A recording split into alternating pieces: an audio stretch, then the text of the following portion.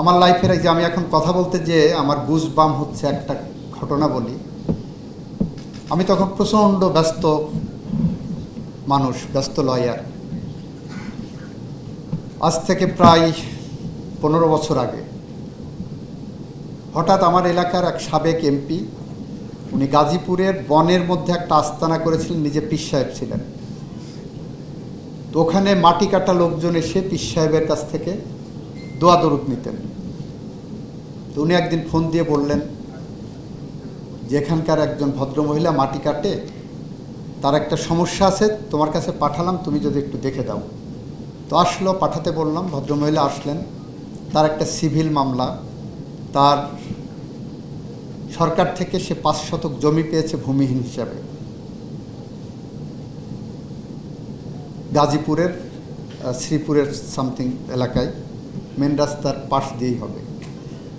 ওই জমির উপরে পাশের জমি আবার একজন আইনজীবীর। ওই আইনজীবীর মনে হয়েছে যে ওই 5 শতক জমি পাইলে তার জমির সংখ্যাটা বাড়বে এবং লোকেশনটা ভালো হয়, কর্নার প্লট হবে। উনি যে একটা মামলা ঠুকে দিলেন সিভিল কোর্টে। সিভিল কোর্টে মামলা ঠুকে দিয়ে উনি জিতে গেলেন ট্রায়াল কোর্টে, অ্যাপিলেট কোর্টেও জিতলেন লয়ার। তখন ভদ্রমহিলা আসলেন, এসে খুব কান্নাকাটি করছেন। তা আমি ফাইল টাইল দেখে আমি দেখলাম যে she had a point, legal একটা ভালো পয়েন্ট আছে। আমি রেডি টেডি করে পরের দিন ভদ্রমহিলার মামলায় কোর্টে দাঁড়িয়ে রুল স্টে দুইটাই নিলাম, ইনজাংশন নিলাম, যাতে করে ওই লয়ার তাকে উচ্ছেদ না করতে পারে। ভদ্রমহিলা আমাকে টাকা দিতে গেল, আমি বিরক্ত হয়ে আমি বললাম, যান, এখন ব্যস্ত আছি, পরে কথা বলবো। কারণ ওই মামলাটা ফাইল করতে আমার পকেট থেকে আমি 5,000 টাকা খরচ করেছি। আমি ধরে নিয়েছি গরিব মানুষ, এটা আমার জাকাত। ভদ্রমহিলা চলে গেলেন, যে পীর সাহেবকে বললেন, স্যার, এই উকিল সাহেব এখানকার আইনজীবীদের যেমন কিনে ফেলছে, হাইকোর্টের লয়ারকেও কিনে ফেলছে। বলছে, কেন? তাকে তো টাকা দিয়ে কেনা যাবে না, কেন এরকম হলো? তো বলছে, স্যার, আমি টাকা দিতে গেছি, আমার টাকা নেয়নি, কিন্তু আমার কাজ হয়ে গেছে। তো সে ঠিক আছে, বুঝছি, চলো তোমাকে নিয়ে যাও। পরের দিন এমপি সাহেব আসলেন ওই জাহানারাকে সাথে নিয়ে, ভদ্রমহিলার নাম জাহানারা। আমি বললাম, কি বিষয়? তখন এমপি সাহেব ইন এ নাটশেল কথাগুলো বললেন আমাকে, এই কথাগুলো। তো আমি তখন ভদ্রমহিলার দিক তাকালাম, উনি মাথা নিচু করে আছেন। তাহলে মাথা তুলেন, কি করেন? বললো, স্যার, মাটি কাটি রাস্তায়।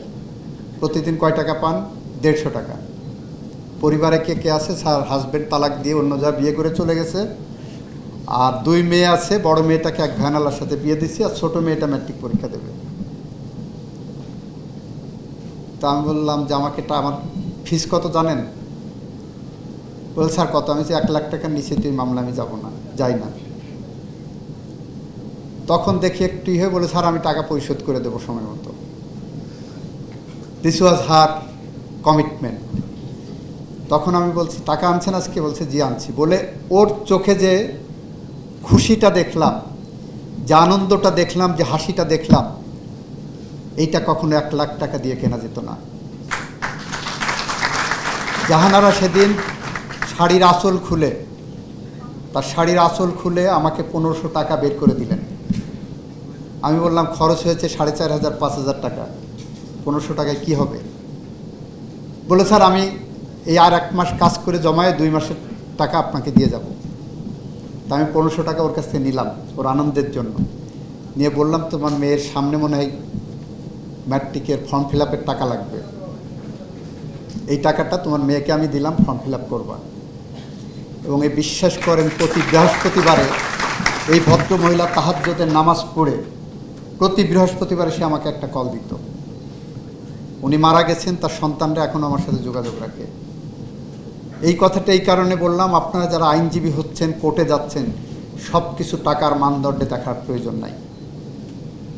আপনাকে আপনার নীতি নৈতিকতা দিয়ে দেখতে হবে।